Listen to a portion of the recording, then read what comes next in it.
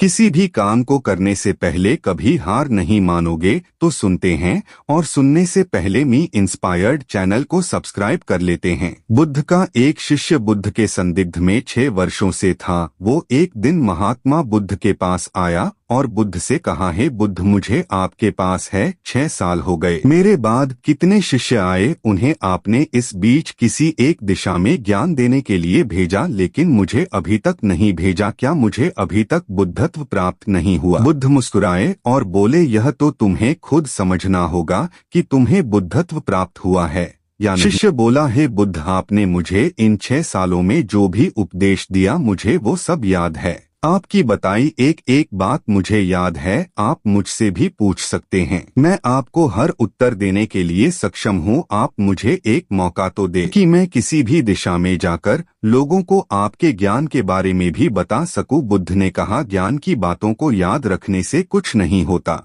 जब तक आप उसे अपने आचरण में ना लाओ, जब तक आप किसी भी चीज को अपने आचरण में नहीं लाओगे, तब तक आप दूसरों को नहीं कह सकते कि वो उसे अपने आचरण में लेकर आए। शिष्य ने कहा, जो भी हो, कृपया आप मुझे एक मौका दे। आप मुझ पर भरोसा रखें। मैं सभी को अपने ज्ञान से प्रभावित कर सकता हूँ।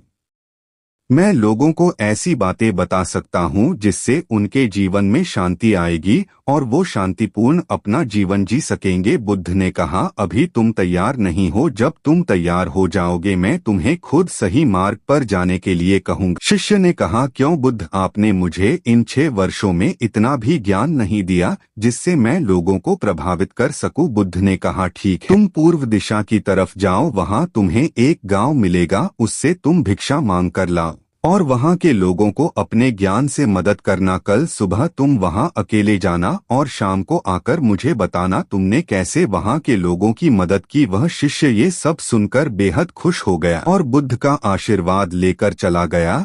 और वह रात भर ज्ञान समेटता रहा और मन ही मन सोच रहा था कि मैं कल ऐसे ज्ञान की छाप छोड़ूंगा कि वहाँ के लोगों के साथ बुद्ध भी मुझसे प्रभावित हो जाएंगे। सुबह उठकर वो महात्मा बुद्ध को प्रणाम करने गया। उन्हें प्रणाम कर वह पूर्व की तरफ निकल गया। शाम को जब वह वापस आया तो बुद्ध ने देखा कि उस शिष्य के माथे पर चोट लगी है और खून बह रहा है। बुद्ध ने उसे पट्टी की और पूछा, तुम्हें यह चोट कैसे लगी? शिष्य ने कहा कि बुद्धि, वहाँ के लोग बेहद दुष्ट हैं, उन्हें जरा भी बुद्धि नहीं है।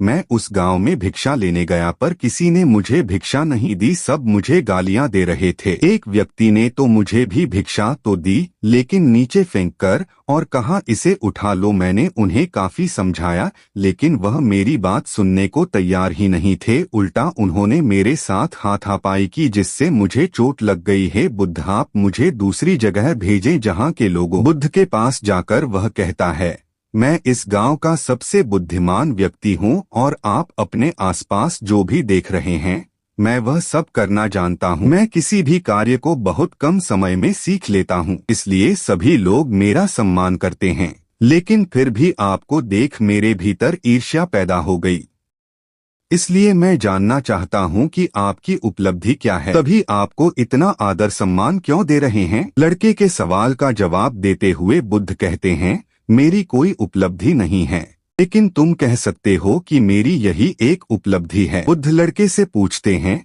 क्या तुम्हें निंदा अच्छी लगती है?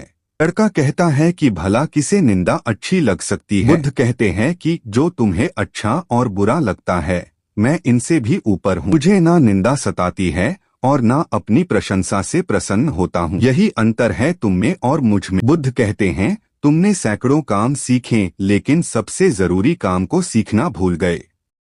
लड़का पूछता है, कौन सा काम? मुझे भिक्षा नहीं दी। एक व्यक्ति जिसने भिक्षा दी थी उसने भी वह मुझे जमीन पर फेंक कर दी और कहा, उसे उठा लो। मैंने चुपचाप उसे उठाकर अपने पात्र में रख लिया और उसे कल्याण का आशीर्वाद दिया। तब उस व्यक्ति ने मुझसे कहा, आप बड़े ही अजीब व्यक्ति हो, मैं आपका अपमान कर रहा हूँ और आप मुझे आशीर्वाद दे रहे हैं। मैंने उनसे कहा कि आप धनी हैं, आपने मुझे दान दिया है, इसलिए मैं आपको आशीर्वाद दे रहा हूँ। फिर वहाँ से मैं आगे गया तो कुछ लोगों ने मुझे वहाँ से जाने के लिए कहा। उन्होंने मुझे कुछ अपशब्द कहे और मुझ पर कुछ पत्थर फेंके। इससे मुझे चोट लग गई। जब मैं वापस आ रहा था तब मैंने एक माँ को रोते हुए देखा। वह अपने बीमार बच्चे को लेकर चिंतित थी। मैं तुरंत जंगल से जाकर उसके लिए जड़ी बूटी ले आया, लेकिन वहाँ के लोग मुझे जड़ी बूटी देने नहीं दे रहे थे।